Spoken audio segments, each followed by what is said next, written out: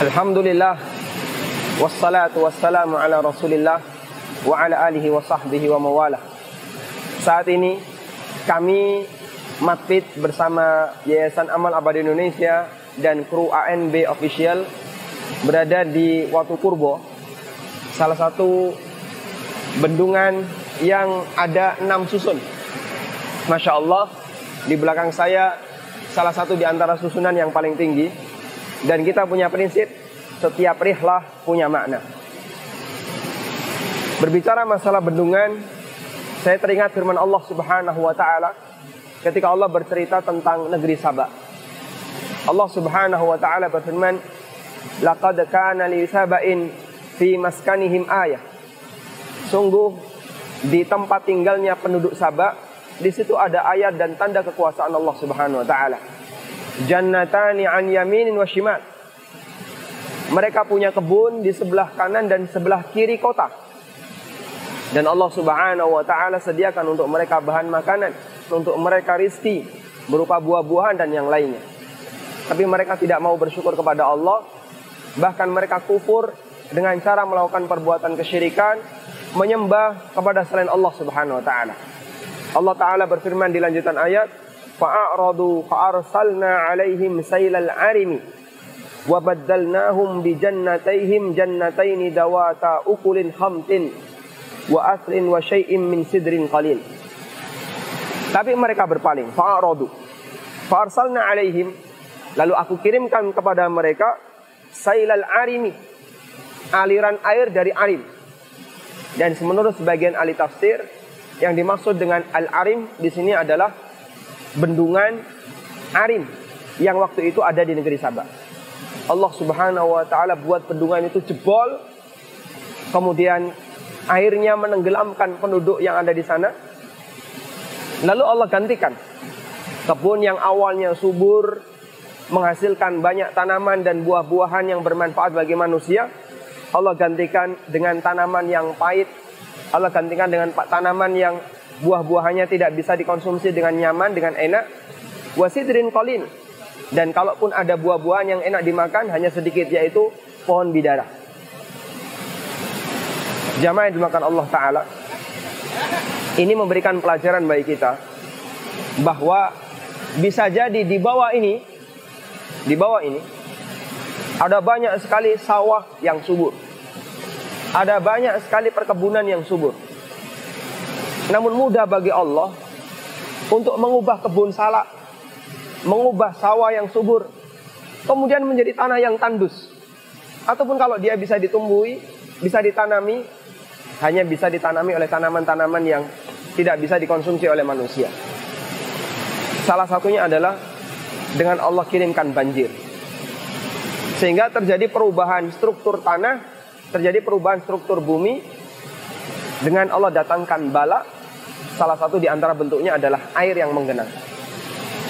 Dan itu sebabnya karena manusia tidak bisa bersyukur kepada Allah dan tidak mau untuk mentaati Allah Subhanahu wa ta'ala.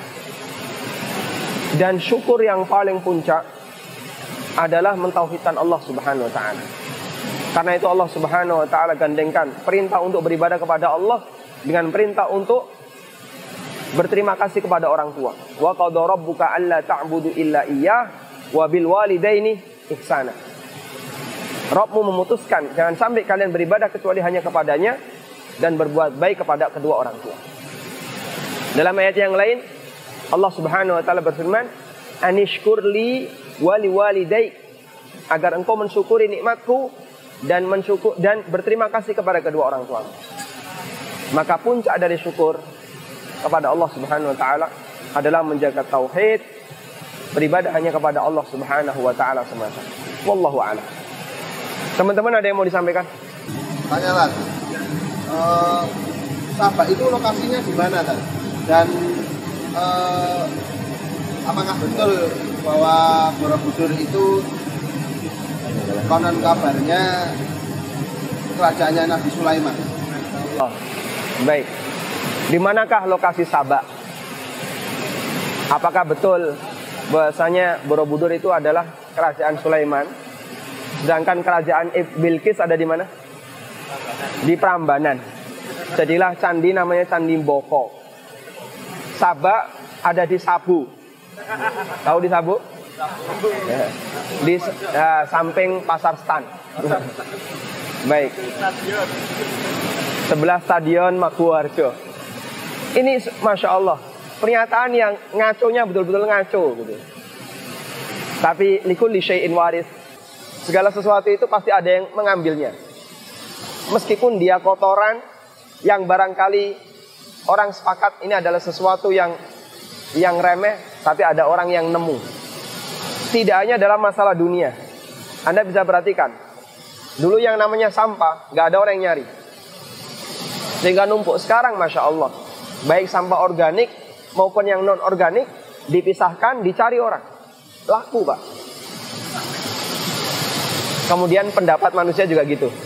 Ada pendapat sampah, tapi ada orang yang mau nyari, meskipun dia jelas-jelas ucapan yang ngaco, ucapan yang ngawur. Ada pepatah mengatakan likulli syai'in waris, bahwa segala sesuatu itu pasti ada yang nemu. Salah satunya tadi, ada yang mengklaim kalau Borobudur itu kerajaannya Sulaiman. Sejak kapan Sulaiman buat patung? Kapan Sulaiman membuat pahatan-pahatan yang gak karuan di bawah Borobudur? Seperti yang kita tahu ya, di lantai paling dasar Borobudur itu kan ada relief, patung relief yang gambarnya nggak karuan. Ya, orang nyebutnya Kama Sutra. Masa Sulaiman cerita kayak gitu? Subhanallah dari apa yang mereka lakukan, dari tuduhan yang mereka ucapkan. Sabak berada di mana? Para ahli tafsir mengatakan negeri Sabak berada di Yaman dan bukan berada di Prambanan. Sementara negerinya Sulaiman berada di Syam. Sehingga kenapa orang-orang Yahudi mereka berusaha untuk kepo karena terhadap Masjid Al-Aqsa. Salah satunya adalah ada sebagian Yahudi yang punya keyakinan di bawah itu ada buku sihirnya Sulaiman. Karena Yahudi kan meyakini kalau Sulaiman itu tukang sihir, sehingga dia bisa mempertahankan kerajaannya dengan kuat dengan sihir yang dia miliki. Subhanallah amma yaqulun. Maha suci Allah dari apa yang mereka ucapkan. Yang jelas dari sisi posisi, negeri Sulaiman ada di Syam, ada di Palestina dan sekitarnya, sedangkan negeri Sabak ada di Yaman. Wallahu a'lam. Cukup. Wassallallahu ala nabiyyina Muhammadin wa ala alihi wa sahbihi wasallam. Wa akhiru da'wana alhamdulillahi rabbil alamin. Ikuti terus perjalanan bersama Matfid. Setiap rihlah punya makna. Wassalamualaikum warahmatullahi wabarakatuh. Waalaikumsalam warahmatullahi wabarakatuh.